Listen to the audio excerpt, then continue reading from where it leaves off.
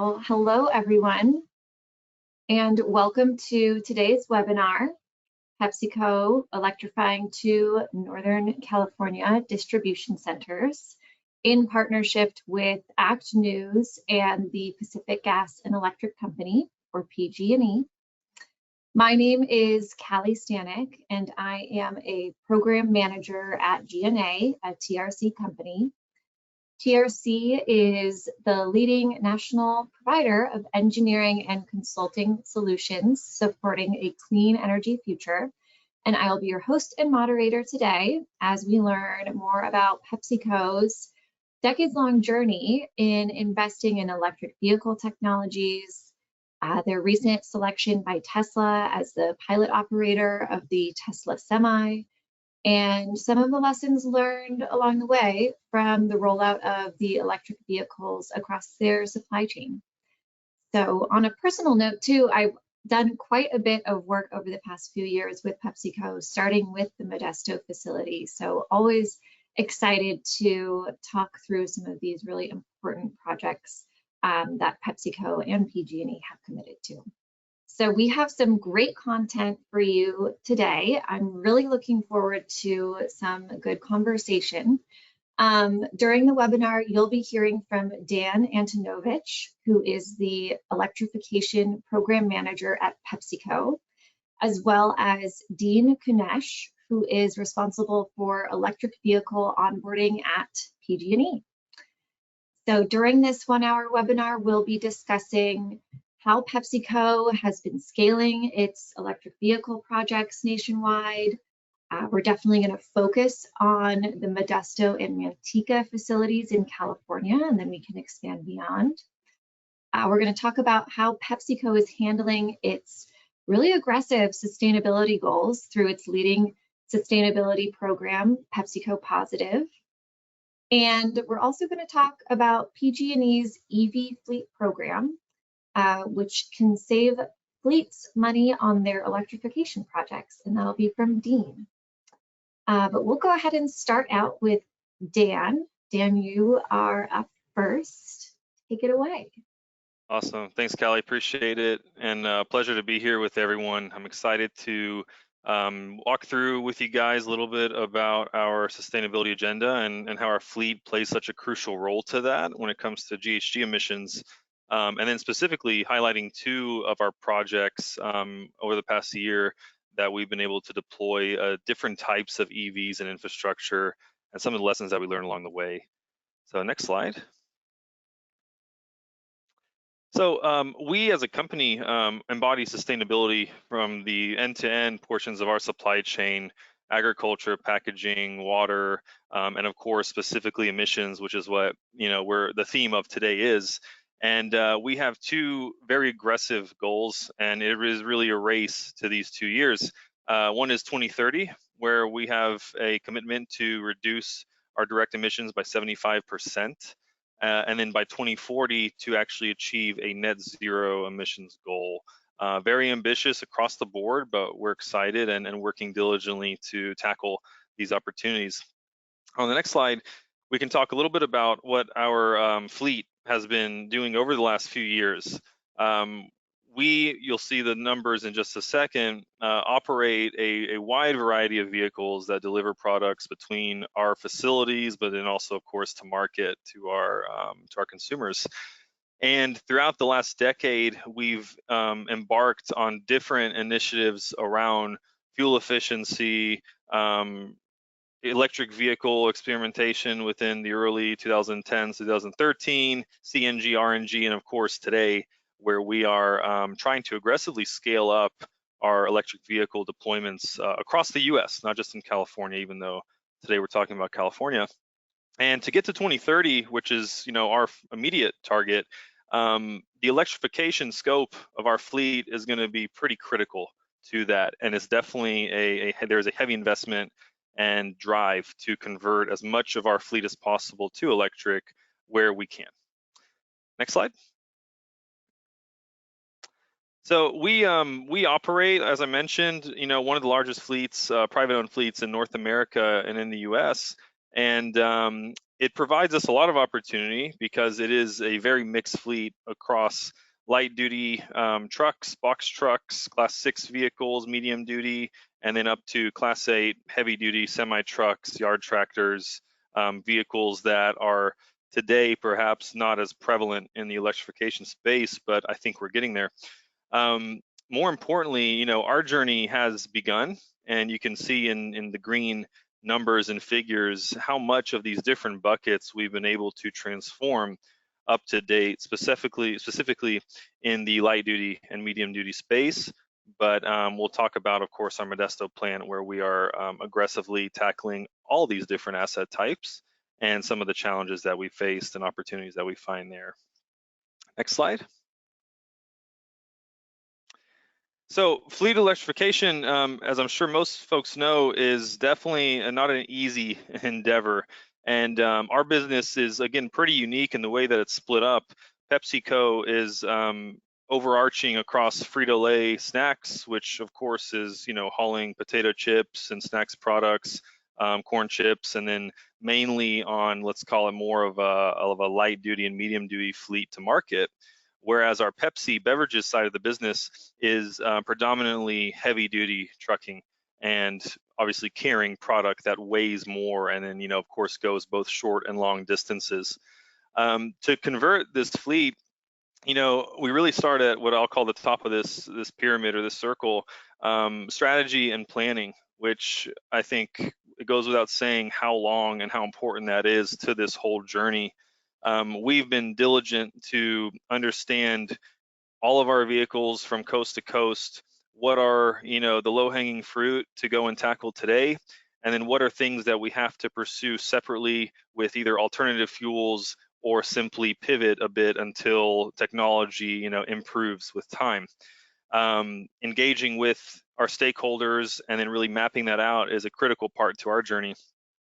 On the right side, the actual charging infrastructure, getting the power to our facilities and then deploying these vehicles is another bundle of joy that, requires a lot of testing, coordination, aggressive pace in terms of procuring, the technology itself. And it is something that once you get to the point of deployment, opens up another door to understanding, okay, how is this equipment and technology really going to service, business operations going forward? So a lot of learnings there so far. The last few pieces, of course, are our people. And it goes without saying as well that this type of transformation is a big change, especially to drivers, to technicians, to folks that are, running our business day to day. And so making sure that they're equipped with the right tools is critical to this whole journey. And beyond that, with the technology itself and the different things that we're installing on site when it comes to charging and battery storage and the EVs themselves, it comes with a lot of opportunity and a lot of ways to leverage data, leverage energy and certain tools to make sure that we're doing this the right way. And more importantly, make sure that we're doing this, of course, cost effectively, but of course, safe, properly, and then with speed, given our aggressive goals. Next slide. So we are transforming and electrifying again from coast to coast, but California is of course, the hub, and I'm sure it is for several companies when it comes to electrification and what needs to be done. While we have a huge agenda on the sustainability end, which we call PepsiCo positive, there are also regulations, right, and commitments that we're facing to actually still operate in the state, and therefore phase out of diesel, gas-powered assets into zero emissions vehicles. California, if I'm not wrong, is the only state where we have all these different types of vehicles electrified and running day to day. And so while we're getting ahead of compliance, we're also leveraging the case of California and the mixed fleets that we have there, both on Pepsi beverages and Frito-Lay snacks, to really learn a lot and then use those lessons learned across the US as we go to other states and other geographies. Next slide. So starting off with Modesto, California, which is the first of our two case studies. we had the opportunity several years ago to embark on a pretty large journey to take one of our larger manufacturing plants and convert as much of this equipment and as much of our fleet to zero and near zero emissions technology. And as of December 1st last year, when we completed deployment of our Tesla semis, we've been able to check all these boxes, and this has been a huge lesson learned and showcase for what can be done in this space. And not to touch on everything, but working down the list, we were able to get started sooner and deploy some alternative fuel and trucks that will still fulfill our business needs, as electrification wasn't as caught up at that time or at that year. Proceeding after that, we were able to go in, put in DC fast charging, electrify class 6 vehicles that are delivering products to both market and distribution centers, learning a lot from different OEMs and of course different and new charging providers on how that can work best and how to actually sustain this right post deployment in terms of reliability and uptime and interoperability. We went ahead and put in solar rooftop as well as carport, which services this manufacturing plant. There are as well 2 battery energy storage systems that run day to day. One leverages solar from on-site generation to our building and what we're consuming as we're creating snacks and shipping them out. The second one, which is larger, services our Tesla semi fleet and basically uses electricity for resiliency and peak shaving, again, helping in ways that we can lower that new cost that we're facing with this transformation with electric vehicles and managing the electricity, which is our new fuel, the right way. So it's been a great transformation, and on the next slide, you'll be able to see some of the pictures and the results that have come from this.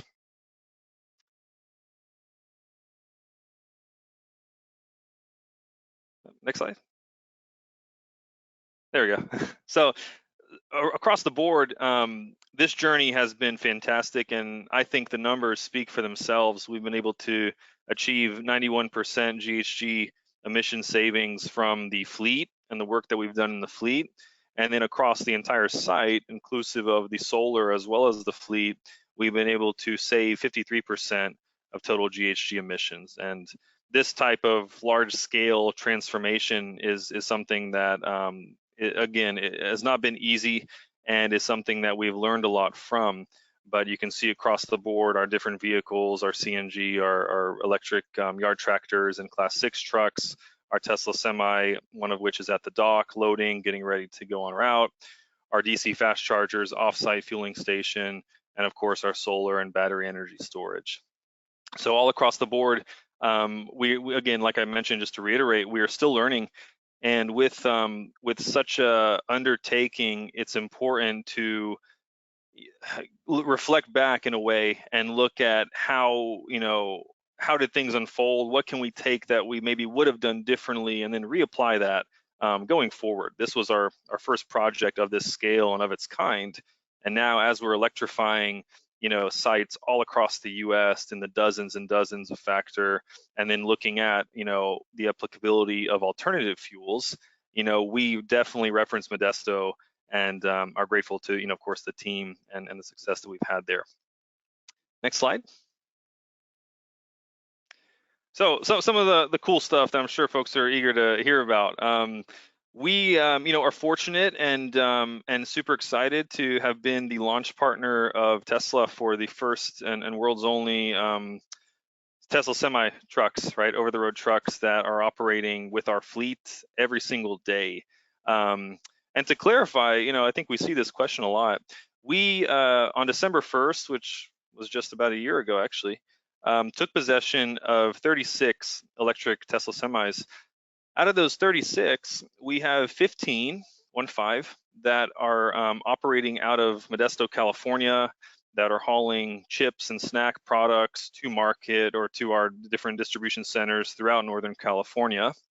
And then the remaining 21 trucks were actually deployed to our Sacramento Pepsi bottling site. So this undertaking in itself has been super unique and interesting in a way that we have 15 trucks that are hauling a lighter load, but still achieving long range and distances. We'll touch on that. But then also 21 of those trucks that are carrying a much heavier load, a good chunk of which are going shorter mileage routes into urban settings and really dwelling more overnight. Whereas 3 of those Pepsi trucks are going significantly longer, 24/7. Again, hauling very heavy beverages day to day. So this journey specifically out of the Modesto project was one of its kind as well. We took in 3 megawatts of power from the utility there and had to go through this journey of figuring out how will this best work and how do we really deploy this with success. So we installed 4 750 kilowatt chargers with Tesla, a 2.4 megawatt hour battery storage system, and of course the 15 trucks. And these trucks operate extremely hard, I will say. The first few months we were experimenting, we were moving perhaps more conservatively just to get around the technology, learn a lot from it, get drivers trained and such. I will say starting toward the end of spring, we have been running these extremely aggressively, and I'll touch on what that means. These trucks, as well as our other semis, as well as our traditional ICE fleet in Class 8, operates in slip seat driving, which basically means that there will be a shift. A driver takes a Tesla semi, he or she drives to maybe 2 or 3 locations, cumulatively, let's just say 400 miles, returns back to site at the end of their shift, plugs in 45 minutes to go from a very low state of charge, let's say 0 to 80%. And then as the next driver and the next shift gets in, that driver may go in their entire shift to Reading, let's say, and back, round trip 470 miles on a single charge. And then again, returns to site, plugs in, tops off 30, 45 minutes or whatever is needed.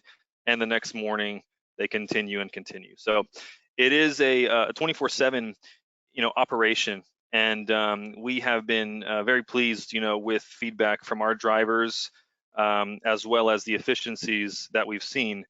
Earlier this year, as part of the Run on Less with our Pepsi trucks, we released 1.6 kilowatt hour per mile efficiency, which has been fantastic and will eventually create more value over the long run as we see savings from diesel fuel to electric, just to improve our total cost of ownership. Our drivers, you can see, a few of them in the picture on the right, have had a great time onboarding. And the feedback that we always get is when they go in one of these trucks, they don't want to go back to a diesel semi truck. And I think that speaks volumes. And we, of course, are very excited with what we've seen so far. And as we continue to push the limit, we will hope that this space continues to expand across all heavy duty trucking as we go forward. So very excited. Check out the Run on Less, which is again Pepsi facing, but know that we are also running these 15 in Modesto every single day, extremely ambitiously. So next slide. All right. One of the sites that some of these trucks actually go to as part of a shift is our Manteca distribution center, which is only about 20 miles north of Modesto. This is the second depot that we want to touch on in terms of lessons learned and the project itself. We lined this site up as part of a first number of projects that we kicked off back in 2022. And initially, this facility itself had 44 diesel or gas-powered trucks. And these trucks, which are a mix of light duty and medium duty, basically take our products, our snacks, either to a further location down the supply chain or directly to market to gas stations and stores and actually shelving our snacks. So this site was a great opportunity because, of course, being in California, but also the mileage that these trucks run day to day. And you can see based on the stats that a number of these vehicles, a majority of these vehicles, are below 100 miles per route, meaning on a single charge, or on a single round trip, they go less than mostly 95 miles. So we proceeded to go ahead and develop infrastructure for this facility back in February 2022. And if you had asked us back then, we were, I think, hoping to have the project done by December 2022, which did not happen. And we'll touch on some of the whys and some of the lessons learned and challenges that I think all fleets will face going forward. But as of August this year, we had been able to deploy our charging depot there, 30 level 2 chargers, 1 DC fast charger, and then we have brought in a number of 40 transits, as well as some Peterbilt Class 6 EVs. Next slide. So a few things with this depot that I think stood out in a way that we were able to really, kind of experiment with it and learn a lot. We were fortunate to receive an E-Transit demo truck, which started in Manteca and kind of lived in Manteca for several months with some portable charging. This was a pretty critical experience for the local teams. This was before any of our E-Transits had arrived, so this was literally truck number 1. And we put it on a real route with our drivers and really said, okay, use the truck as you would. We'll train them on it and, charge every day. And let's get some feedback. Let's see, what do you like? What do you don't like? What's working well? And that was a huge value add as this project was developing. Going forward, we had also been able to take the charging that we put in there permanently, as well as some other solutions, and experiment, right, with interoperability, uptime, right, what works, what doesn't work again. So that was toward the beginning of the project.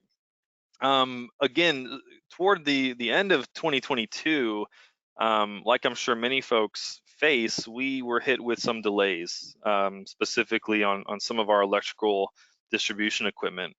And when that happened, we had to game plan, right? What do? We have trucks coming, we have charging that is pushed back several months that we can't do much about. And in this case, we were very fortunate that this site had some existing electrical capacity and also some existing or previously unused charging infrastructure that we were able to go in and retrofit in a way to launch vehicles earlier than anticipated and really kind of alleviate some of the stress we were facing from a timeline perspective. So through these retrofits, you can see, a couple of them on the upper right, we were able to launch up to 16 vehicles off of house power.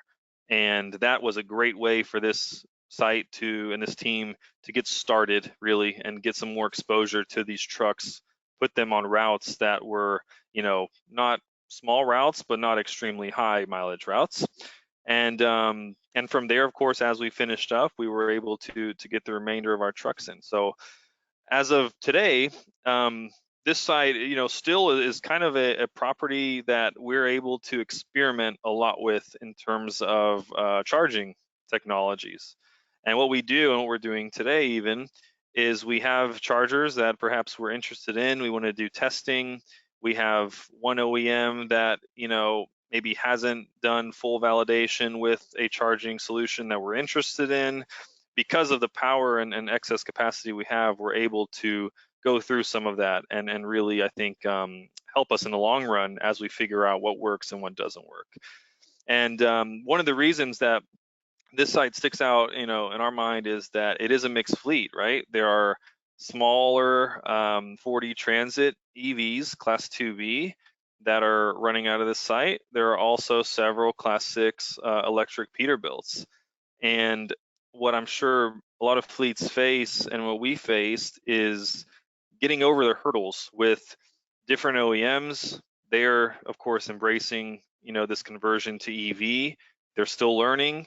there are charging suppliers across the board nowadays that are also launching, appealing products, but are still learning, and bridging the gap with these different solutions is a challenge for sure. And especially in a place like this where you have different OEMs, different EVs, different chargers, getting that all right is, a journey to go through. So we're very pleased with how it turned out. Next slide. Great. So today, we're proud to share that we have at this location 32 electric vehicles running again every day, making deliveries to the Northern California market. Out of those 32, 25 of them are 4D Transits, 7 are the Peterbilts that you can see in the bottom left picture. And still, though, there are 12 of the unlucky trucks that are gas-powered or ICE vehicles. And there are a few reasons behind this. I think an approach that makes sense to take is leaning on the side of conservation in terms of maybe, looking at spares as remaining gas-powered for the short run before going through and electrifying those. In order to keep, reliability enough time and operations fluid. At the same time, though, a lot of these trucks, the majority, 10 or 11 of them that we would like to transform, simply can't be done today with the high range that they're performing day to day. So, for example, we have, a few of these trucks that are going beyond 100 miles on a round trip, and so achieving that with a single charged e-transit today is not possible unless we top off somewhere else, but our preference is to keep everything, on the facility and on site. But overall, I think a great success story, and one of many of these type of depots that we are launching this year and have launched already. Next slide, please. Great. So before I pass it on to Dean, recapping some of the lessons learned on this journey and what we're looking at going forward. I can't emphasize enough, it is never too early to start early. And that is definitely something that we have learned. We look at the Modesto project and the 4 or 5 year, time frame that we were able to get that live with. We look at our Manteca project where it took, half a year to a year, almost longer than expected due to delays. Starting early is critical. Engaging with the utility, engaging with stakeholders, and understanding which partners, are better to use for your problems or your solutions is a critical step and a beginning step in the journey. But also right-sizing what you need. And we've been very specific not to undersize our infrastructure, and at the same time not to oversize our infrastructure. And the whole entire transformation is a huge capital investment, and again, managing cost and really optimizing this transformation is something that I think is critical to scaling this in a fast way in California and outside of California. In addition to that, which Dean will touch on, there are great opportunities with utilities to provide some incentives, as well as different grants that exist federally or more locally. The infrastructure and electric vehicle bucket, there is a lot. There's 2 words that you'll notice are the same, and that is interoperability. We definitely understand that the technology itself is new. A lot of folks, companies, OEMs, charging suppliers, we're all learning together. And however, validating and making sure that these solutions are performing as needed is critical, especially to a fleet and a business of our size. If we can't deliver our product, if we can't get on road every day, then we will feel those consequences upstream. And that's definitely something that is a risk factor with this change to electric. We touched on longer than normal lead times, switchgear. Also, the red lines side of the thing is definitely a holdback, and I think several folks would agree that there are challenges when it comes to getting across the finish line on, contracts or interconnection agreements, or even with AHJs and actually achieving a permit that, you might be waiting on. Hence, starting early and really buffering against your end timeline is pretty critical to that.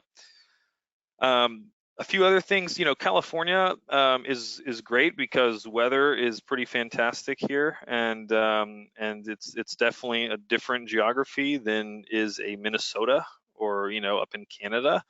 And so one of the lessons learned, however, is that different geographies will pose different challenges.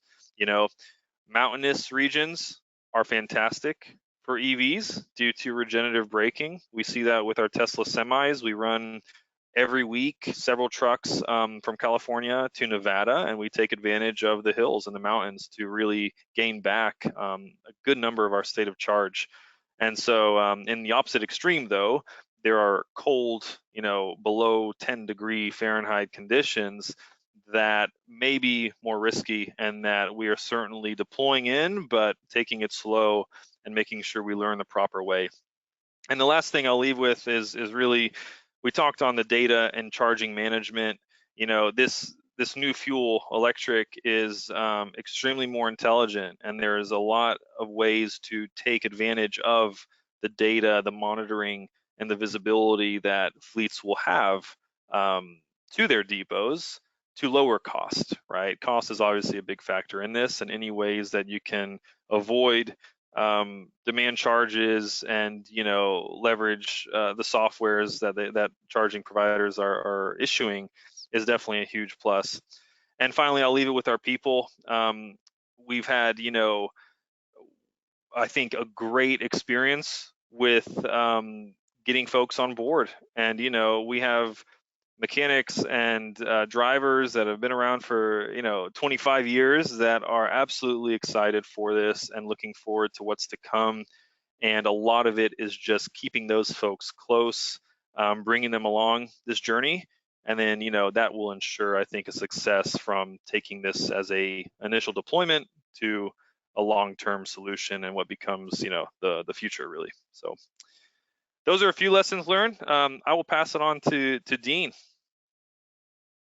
Well, thank you, Dan. Appreciate that insight, especially around interfacing with the utility, not to oversize or undersize your charging infrastructure, and then also the time frame. Permitting with AHJs, getting that switchgear, and also the contract review for the interconnection with the utility. So those things all need to be built into a customer's process. So I'll talk about 3 things that we bring to the table at PH&E to help you electrify your fleet. We have an infrastructure program called EV Fleet.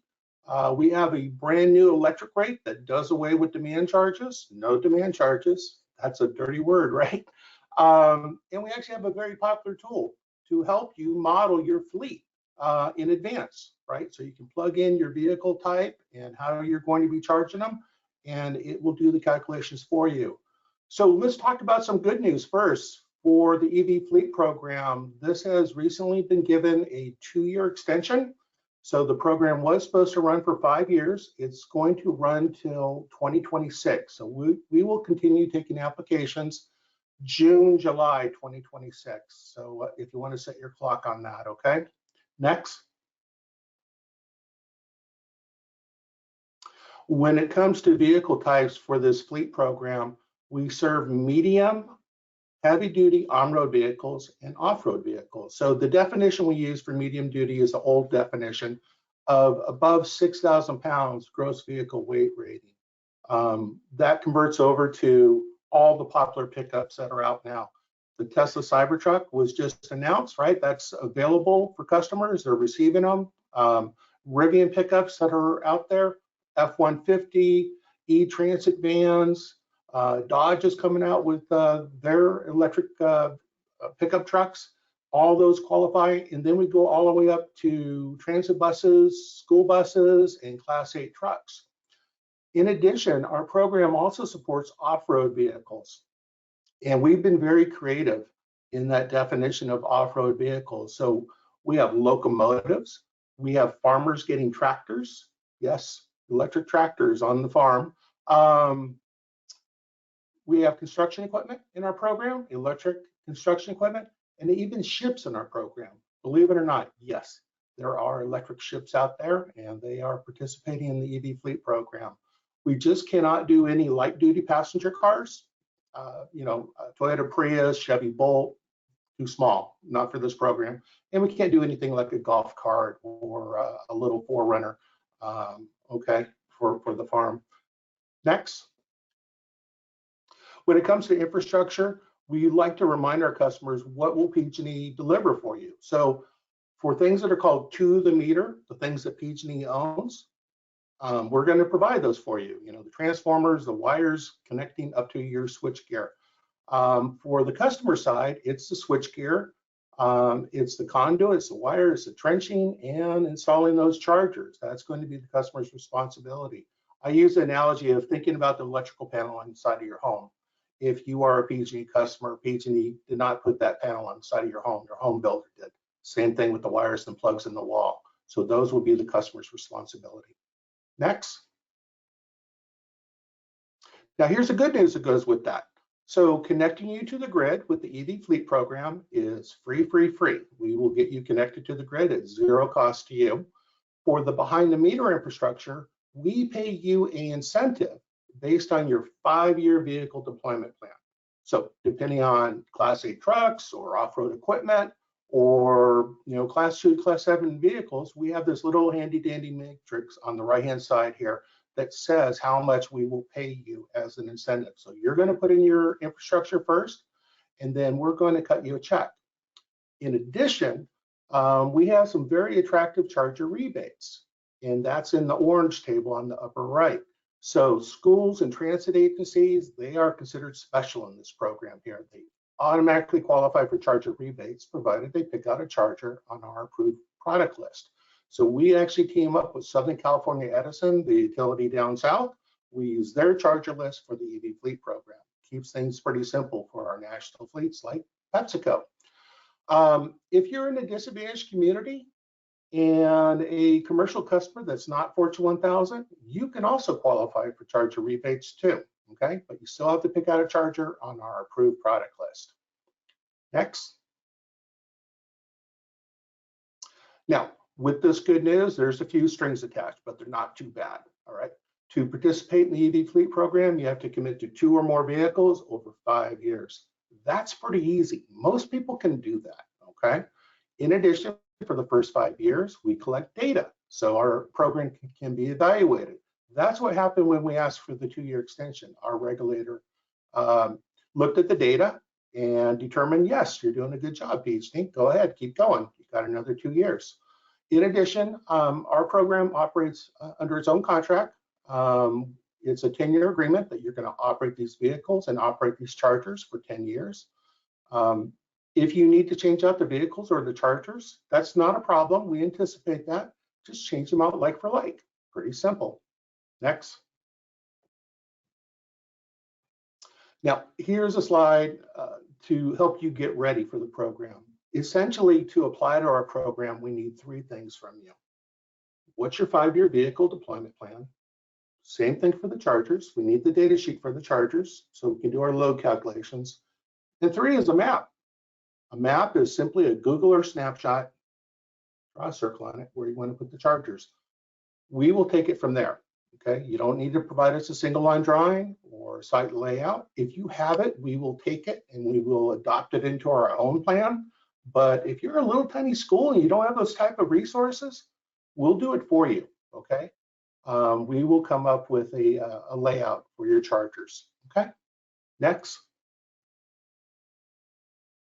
Here's our process from start to finish. It's fairly straightforward. It starts off with an online application. It only takes about 15 minutes. We review it for completeness, and then we send your information to the local grid planner to get approval and move forward. We're going to set up a phone screen with you, my EV design company, just to check, make sure nothing has changed. And after that, then we will set up a site walk with you. And at that site walk, we're going to look to see, well, what's on the ground out there already for PG&E resources. Are there any gotchas? And afterwards, we're going to produce a preliminary design that you can take out for bid for your behind the meter infrastructure. And we're going to produce a ROM. We're going to price out your project for the EV Fleet program. And if you're a good fit for the EV Fleet program, myself or another onboarding specialist will have the pleasure of offering you a contract to participate in the program. And when that contract is signed by both parties, and then we go over to step 7, right? So you're going to put in your behind the meter infrastructure per the design in the contract.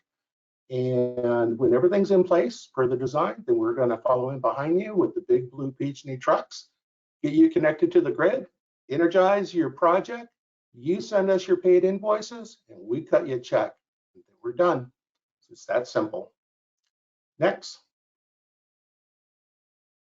As I said, demand charges can be a dirty word, right? No one likes demand charges. So we came up with a new electric rate for our government and commercial customers. So this business EV rate has no demand charges. It's like a cell phone data plan. So we replace demand charges with a subscription. So we have a low use subscription up to 100 kilowatts and a high use subscription over 100 kilowatts. So you tell us how much power you want, and that becomes your monthly subscription. You can change it at any time by simply calling the 1-800 number for PG&E and give them your account information and tell them what your new subscription level is. It's that easy. In addition, this rate does have a time of use charge. So during the daytime, the price is very low, but from 4 to 9, we don't want you to charge an EV. So that's our peak. So we raise the rate. Double, triple, quadruple, whatever it is to get that message across. Please do not charge your EV during our peak. But after 9 o'clock at night, the price drops down again. As you can see, it's definitely a money saver compared to any type of diesel, gasoline, or propane fuel. There's 2 requirements to get this rate. You have to have a separate PG&E meter, and the only thing connected to that meter can be electric vehicles. Don't connect anything else like a welder or a bus wash. Okay. Next. The third resource we have for you is called the EV Fleet Savings Calculator. This is a very popular tool. The URL is down at the bottom, fleets.pge.com. You can go on it right now. No password required. We have over 13,000 people using this tool, all the way from New York to Iowa to Hawaii. And they're using the tool for 2 reasons, is what they tell me. They're using the tool because it's free, and the tool actually works quite well. That's the reason. Okay. So the tool helps you with planning your charging infrastructure. It reveals grants available for PG&E customers, what vehicles are available now, coming soon, calculates fuel savings, total cost of ownership, as Dan brought up. It will do the business EV rate for you. It can also do a rate comparison if you don't want to be on the business EV rate. And it will also forecast the low carbon fuel standard program for you, so you can participate in CARB's program. Next. So I plugged in some popular vehicles. I bet you recognize the one at the top, that Tesla Semi that PepsiCo is using. I also included in some box trucks, some 40 Transit vans, and even a cool Rivian pickup. So I plugged in these vehicles into the tool. I selected my charging, depot charging at night, and the tool does calculations for me. My fuel cost today, my electricity costs, my fuel savings, and greenhouse gas savings. Next. It also gives you a breakdown of your electricity. KWH and your subscription. Next. And here is the tool, give you an example of the low carbon fuel standard program. So it will calculate out the payment that you can receive for selling your credits on the market. Next. Total cost of ownership. So if you want to compare your ICE fleet to a battery electric fleet, the tool can do that for you. And for that ICE to EV comparison, the EV includes the charging infrastructure too. Next.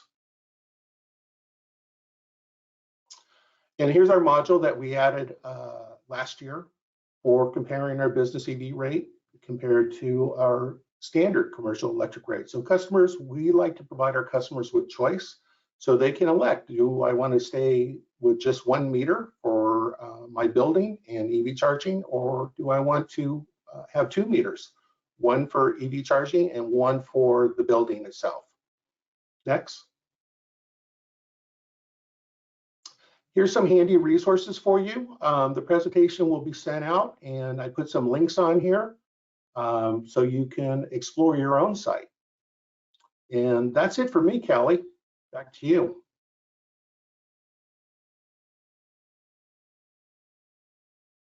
Thank you to both Dean and Dan for providing those insights. Great slides.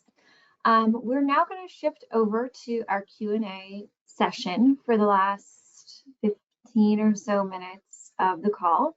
So we'll be answering questions that you've submitted to the webinar through the chat feature.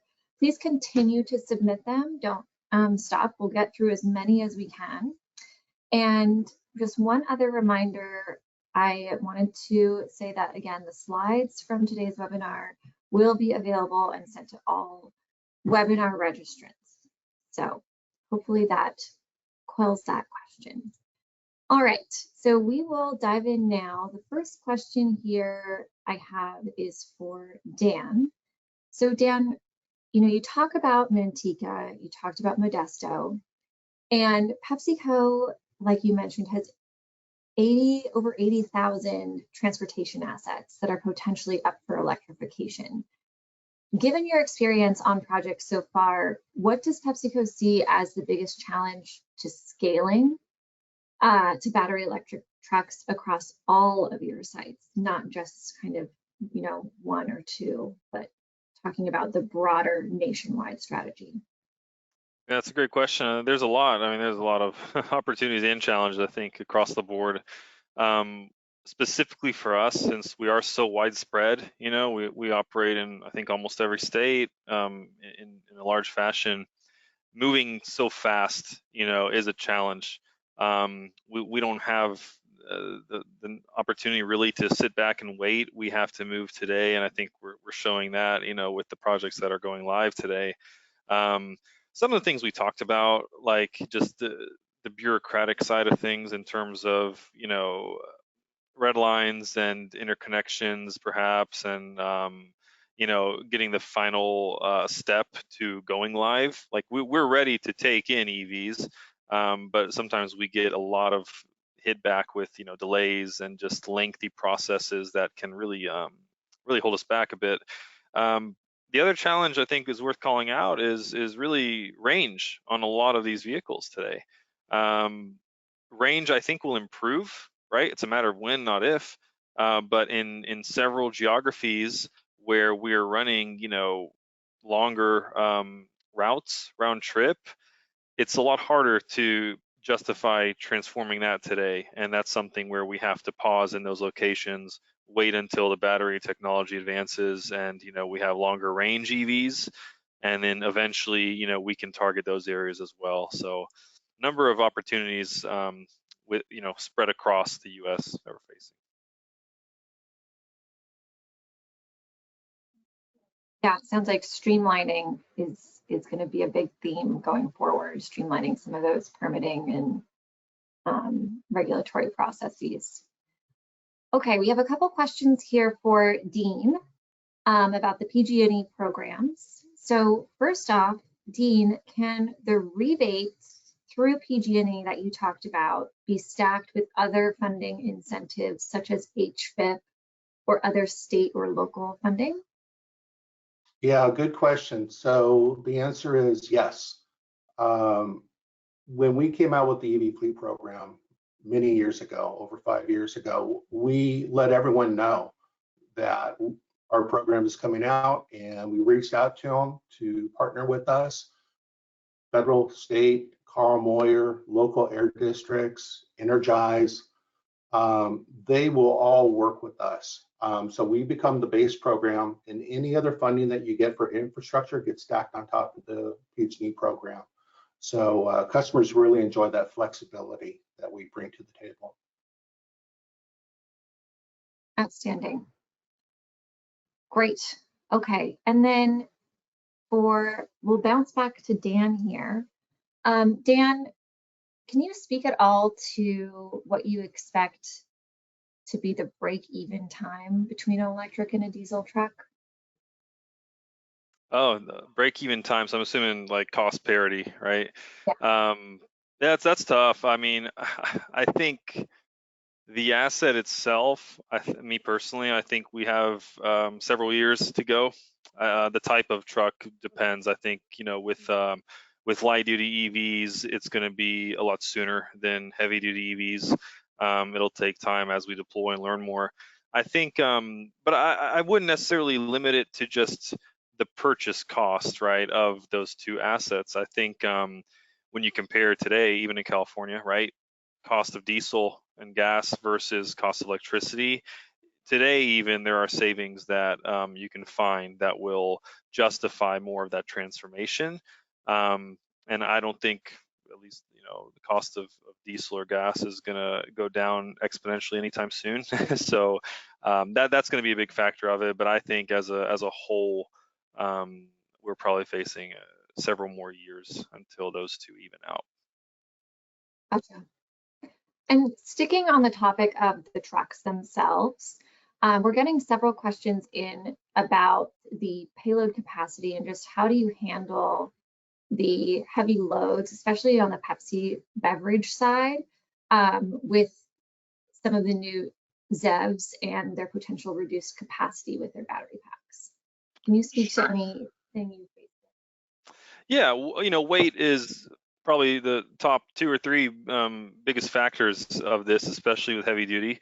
It impacts us. I think it'll impact any fleet based off of size of batteries and obviously weight restrictions. We're in California. We're fortunate for a little bit of an extension on the weight. It depends. For example, Pepsi. We have 18 trucks that operate within the city limits, really. And as they drive or as they start in the morning, the load is diminishing. So therefore, the load will affect the state of charge and the range still. But we were able to achieve business as usual with those trucks in terms of, the mileage that we have to go each day. I think part of going back to range extension is going to be building our network out. Today, there are really no public, charging depots or corridors for heavy duty electric trucks. I think that's coming soon. That will help as well. And the third piece, what we're hoping that will happen sooner than later is for the weight to decrease, right? As battery technology advances, we're hoping for the weight of these trucks to continuously decrease versus the opposite way around. But the impact to payload is real. It is something that we have to work around. Gotcha. Thank you for that. Thanks for that response. All right, we have a couple questions here for Dean. First off, also on that EV fleet program, Dean, is the zero demand charge a permanent feature of that program, or will it increase at some time in the future? So for the business EV rate, it is a normal tariff for PG&E. It's not a pilot. It will stay at no demand charges. It will be subscription based and then a time of use charge. We have no plans at this point to include a demand charge because it's just a normal PG&E electric rate. So no changes are planned. One more question on that EV fleet program. Is the easement stipulation in the EV fleet program a requirement for all applicants, or only if PG&E needs access to complete property work? So we have a description in our tariffs. Anything that's considered a distribution facility requires an easement. And if it is serving a sole customer, we may require an easement. So there's a little bit of wiggle room in there. One of the things that I suggest to customers when I'm looking at their sites and they're looking to set up chargers is try to put the chargers as close to our existing infrastructure as possible That will help lower the costs, not only for PG&E, but for the customer too. And if you help me lower my costs, you are a better applicant for the EV fleet program. It's when a customer says, well, the power line's over here, but I want to put the chargers way in the back. And it's like, well, why do you want to put them way in the back? You know, if you're already parking the vehicles near the front, why don't we try doing the easy solution first? And let's set up the chargers where you're putting the vehicles today that works for your operations, rather than trying to extend it out to the North 40, you know.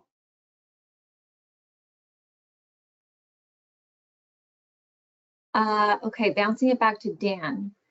Dan, we're receiving a question here. Have you seen any reduced maintenance costs for the EVs that you're currently running compared to the traditional internal combustion vehicles?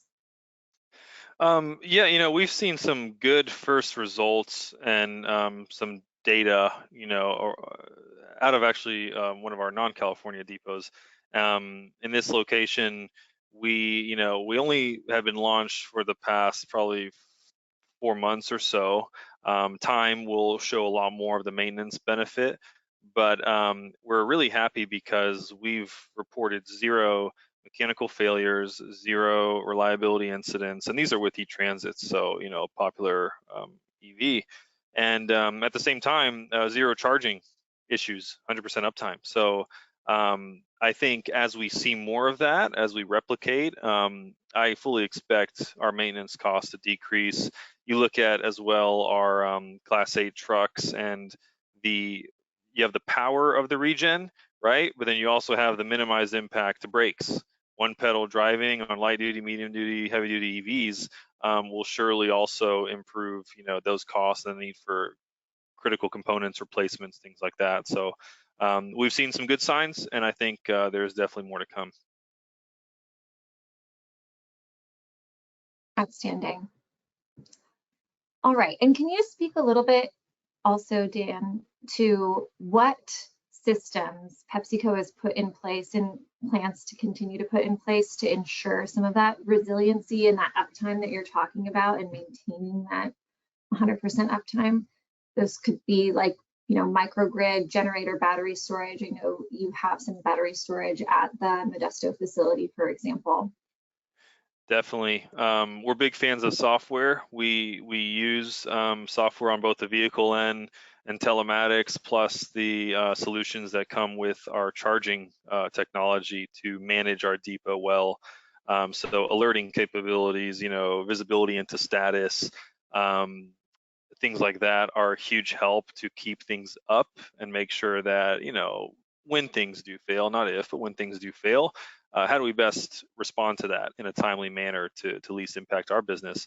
As a holistic depot, we do, where applicable, you know, install and push for battery energy storage for the 2 purposes, right? For resiliency, backup power. In the case of a brownout or an extended period of downtime, we have some capacity that we can keep operations fluid with.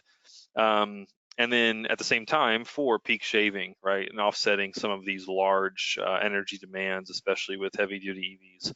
So that's part of our puzzle, not necessarily a recipe, you know, everywhere, but where it makes sense, we will pursue it.